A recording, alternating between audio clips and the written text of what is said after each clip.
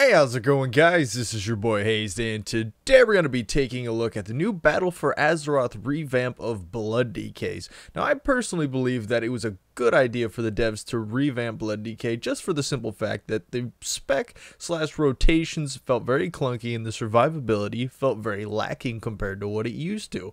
So, let's jump into this video and talk about some of these new talents that are actually pretty insane and get into this. It's who we are, it's what we do, we've come so far, and now we pay the price, so don't even cry.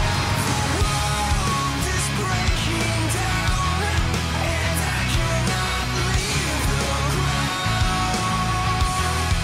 ground. So let's start going over these Blood DK talents up in the level 56 category. We've got Heartbreaker, which is the same as it was before. It hits 2 additional targets and runic power per target hit. Pretty strong. That's going to be my go-to for now, just for the current build, and I'll talk about why with this build very soon, why I'm pretty excited to test these out a bit more. As for the next talent, we've got Blood Drinker, which is a ranged healing ability channeled over 2.7 seconds. That hasn't changed at all either, but what has changed is Rune Strike. That is now on a 45-second recharge, and you're probably wondering, why would that be good?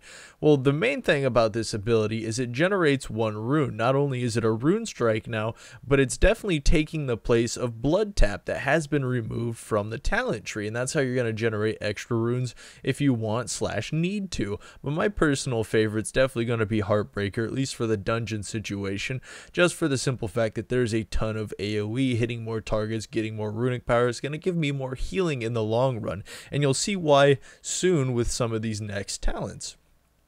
Alright, as for level 57 talents, I do love using Rapid Decomposition to deal quite a bit more AoE damage on a Blood DK, but if I really have to choose something, I'm either going to go with Homeostasis, which this is now, it's basically your new talent to take over for your legendary shoulders. As we remembered from our legendary shoulders, each enemy hit by Blood Boil increases damage and healing done by your next Death Strike by 10%, stacking up to 5 times. So if there's 5 adds around your character at any point in time, like there's 2 test dummies right here, you can hit Blood Boil and you've got 2 stacks of Homeostasis. Increases your damage and healing done by your next Death Strike by 20%, granting quite a bit of healing buff on your next Death Strike, especially if you stack that up to 5 stacks, where it's going to give you 50% more damage and 50% more healing.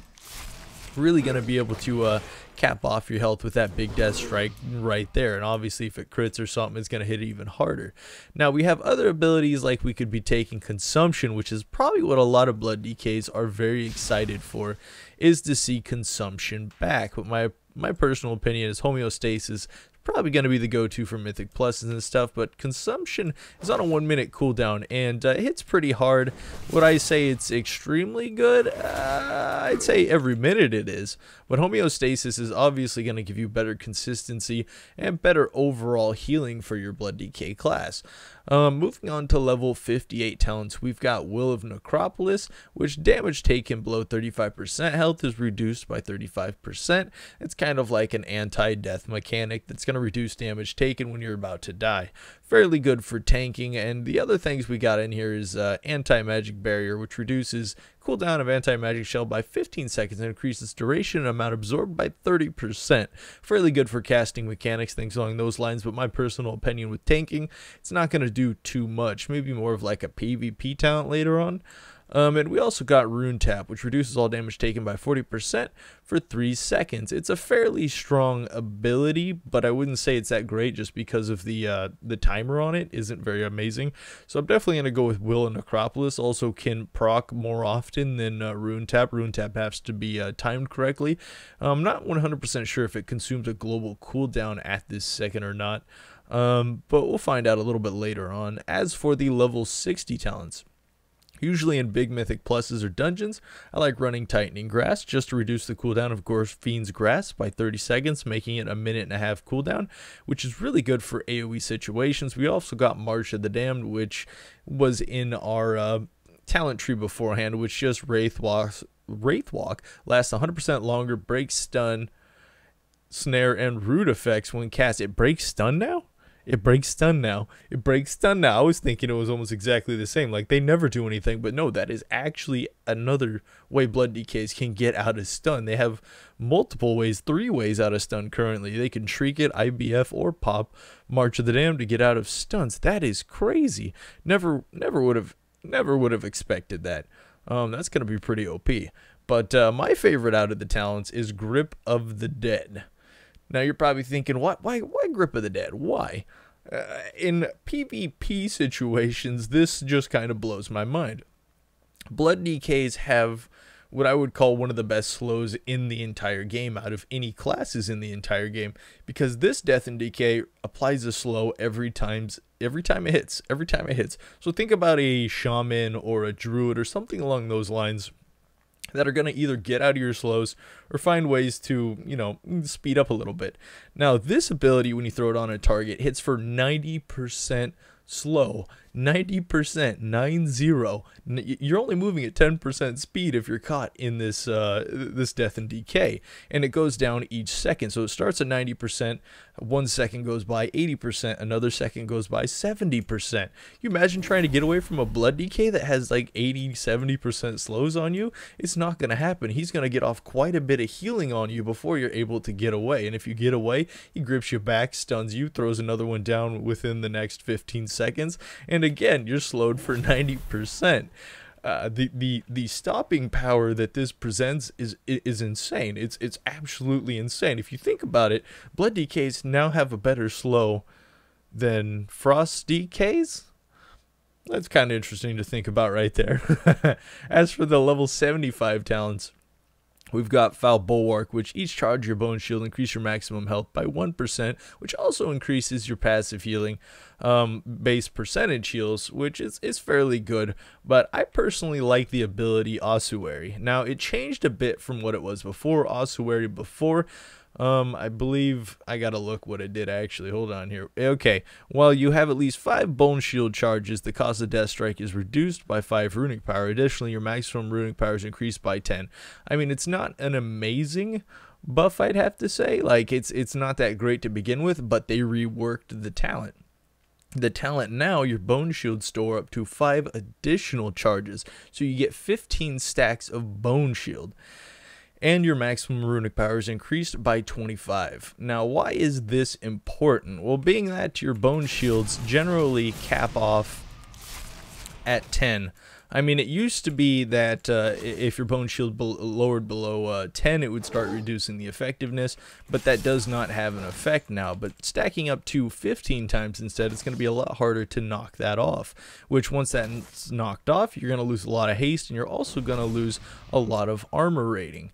So stacking up to 15 times is really going to be something good. It's not bad at all. It's really not bad at all. As for the other ability, we've got Tombstone, which consumes up to 5 bone shield charges, and for each charge consumed, you gain 6 runic power and absorbed damage to equal to 6% of your maximum health for 8 seconds. It's a fairly good ability, but the fact that it's on a 1-minute cooldown kind of makes it iffy. But other than that, it can add to some self-survivability, kind of like a bubble, but I personally would take Ossuary over that just because I like the extra 25% runic power, and I do find the extra 5 stacks of bone shields to be quite strong, especially in single target situations. You're really never going to end up not having bone shields unless there's, like, 5 targets beating on you at a certain point in time. Now, okay, so this is where it gets crazy. This is where the Blood DK rework gets really crazy. I'm going to go ahead and use up my Tome of Tranquil Mind, go back to homeostasis, and we're going to start talking about Voracious. Voracious?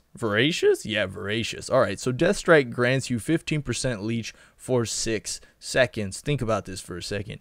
Any damage you do for 6 seconds after using a Death Strike is going to heal you for a percentage of that damage. So we walk up to a target, we want to deal some DPS, we throw down our D&D, we start stacking up our bone shields, we're about to go ham on the target, and we get up just enough runic power so we can Death Strike, which is going to grant us a very big heal, obviously, especially if we're using our little homeostasis buff there. It's going to grant you 50% more damage. Now, the other thing you can do with this ability is you could stack yourself up to double the amount of runic power, 90 runic power, with Death Strike to get off a double Death Strike, which is going to increase the Death Strike damage while also increasing your healing per damage done by 15%. So you pop off one Death Strike, boom, big heal. You pop off two Death Strike, bigger heal. You see where this is going? Any damage you deal is going to heal you. Alright, so we could also chain that Death Strike together with, let's say, a level 100 talent, Bone Storm, which heals you already for a percentage of your maximum health, but since 6 seconds afterwards, probably only 5 seconds since it's on a global cooldown, is going to heal you for each damage hit. If there's a large amount of enemies within the rotation of Bone Storm, it's going to heal you even more. And of course, you got dots ticking, you've got your blood boils that went off, you've got your death and decay down, and you also are using Heartbreaker. It's the reason I'm using Heartbreaker, is so you can hit multiple targets with your Heart Strike, and the more targets you hit with your Heart Strike, the more healing you're going to be granted from this talent. Now you can see how this talent's kind of just going in a circle here, just a massive circle of healing. Once you start getting your damage pumping and you start getting a lot of your death strikes flowing, it's going to increase your healing capabilities by a lot. Alright, so we're going to cap off on runic power at the moment. What we're going to do is go ahead, drop our death and decay, make sure we have a big AoE on the target. We're going to use our Death Strike and we're going to pop Bone Storm. And at this point is when we're just going to AoE as hard as we can. We should just be getting heals insanely fast. Now, right when Voracious is about to fall off, we're going to go ahead and use another Death Strike and keep that up as much as possible. Like right there would have just been an insane amount of AoE healing if there was multiple targets. And this is something I'm excited for, really excited for. The other abilities we got in the level 90 talent is we have Bloodworms up here, which used to be up in the level 56 talent ability. I don't know why anyone would rock Bloodworms, but Bloodworms deal minor damage to your target for 15 seconds and then bursting healing up to 15% of your maximum health.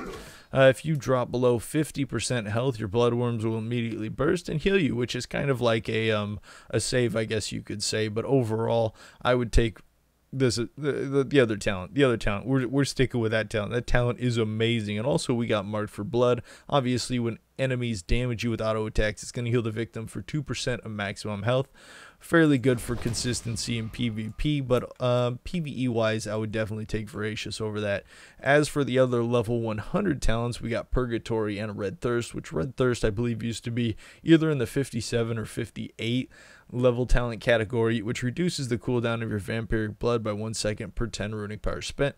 Fairly good ability, but overall, if I was doing dungeons and I was really trying to push some high content, or I was doing you know, solo tanking or raid tanking, something along those lines, I would be rocking Purgatory just to make sure if I come into you know, death range, there's a chance that I can be lay on hands or something along those lines to bring me back to full life and continue on with the dungeon without having a full wipe and reducing time based on the whole team wiping instead of me just, you know, losing my health down to 0 and then purgatorying and popping back up to full.